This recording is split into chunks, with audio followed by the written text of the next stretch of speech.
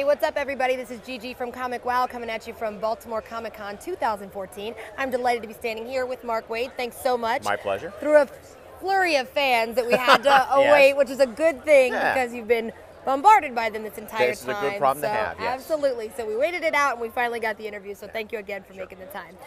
So I just read the article about the 15-second pitch for your site, thrillbent.com. Could you tell our audience at home a little about that, and did anyone make the cut? Yes, as a matter of fact. Well, somebody was guaranteed to make the cut because it was an honest contest, but what we did at San Diego this year was we have thrillbent.com, which is my digital comics website. We do a lot of long-form serialized stuff, but we also do a lot of short, one-off stories and stuff. It's all on the site, thrillbent.com. Go visit the web. And so we had an open pitch session at San Diego where we said to all the contestants who wanted to sign up, we will do one of your stories. We will, if you're a writer, we will put one of your stories on Thrillbent. You get a pitch to us live at the panel. The only catch is you have 15 seconds to make your pitch, which doesn't sound like a lot of time, but honestly, for a short story, if you can't tell me in basic structure terms what your story is, I mean, a little girl gets picked up by a tornado and gets dropped in the land of Oz. And that takes you 5 seconds. Exactly, that's a puppet grows up to want to be a real live boy. That's a story. So if you can do, then we had in excess of 100 people pitch.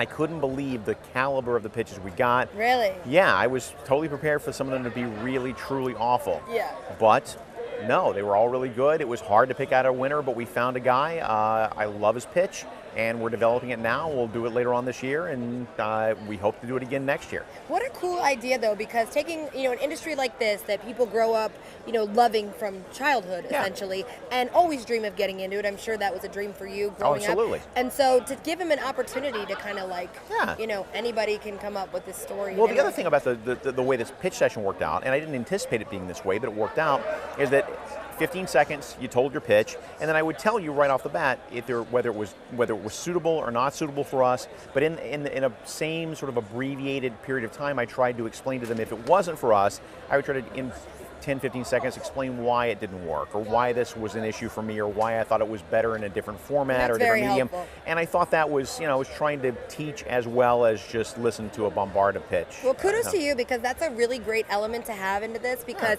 so many people, they try and fail, so to speak, but they don't know why they failed. Right, exactly. I thought it was. I didn't want to be up there and signing Cowell up there going, your story sucks, get off the stage. I didn't want that. I wanted people to know why it didn't work. Yeah, and the 15-second thing is great too, because I think it's a great way to let people know, hey, cut to the chase. Yeah, exactly. Because you can often, for lack of a better term, screw yourself over by using too many words and talking too much about that. That's fantastic. Cool. Okay, so Hulk, Daredevil, iconic heroes is what you write for. Yeah. What are you working on now? All right, so I've still got Daredevil. Still working on Daredevil. Pry that book out of my cold dead hands.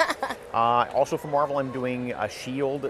series that'll be using the characters from the TV show, but using them in the Marvel universe and teaming them up with different Marvel superheroes based on the needs at hand.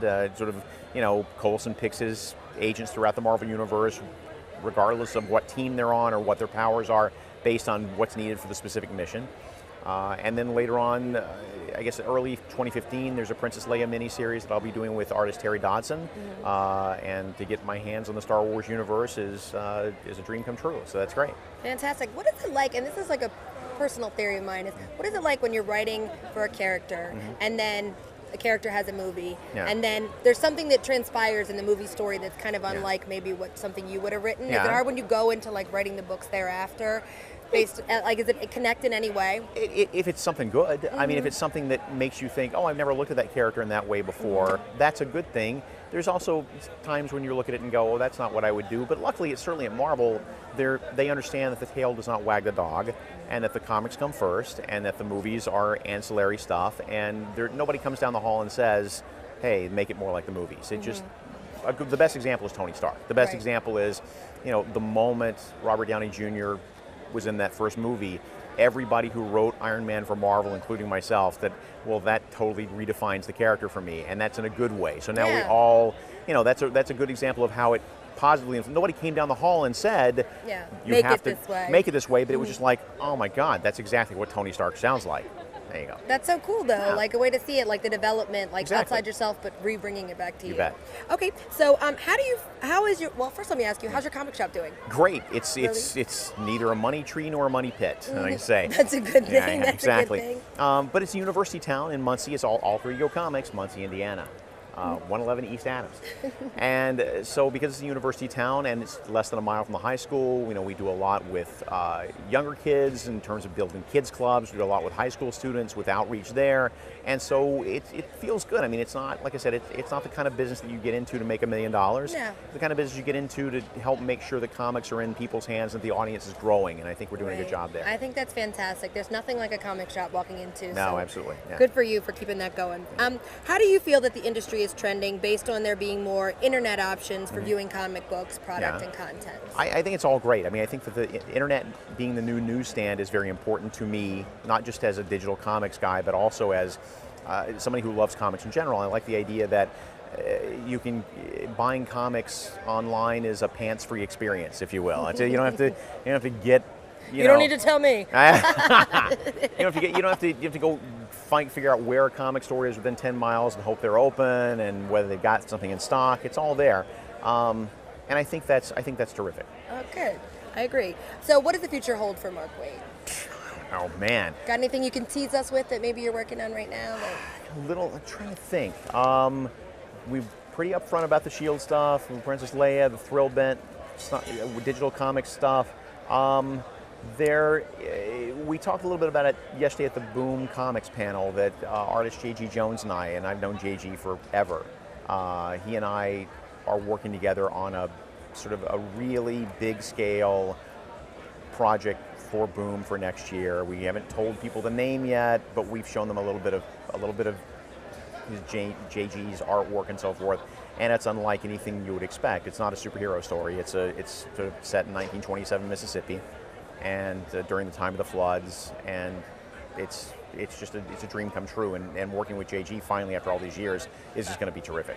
Fantastic. One last question: When Mark Waid leaves Comic Con Yeah. at the end of Baltimore, at the end of any city, but let's just say Baltimore for argument's sake. Yeah.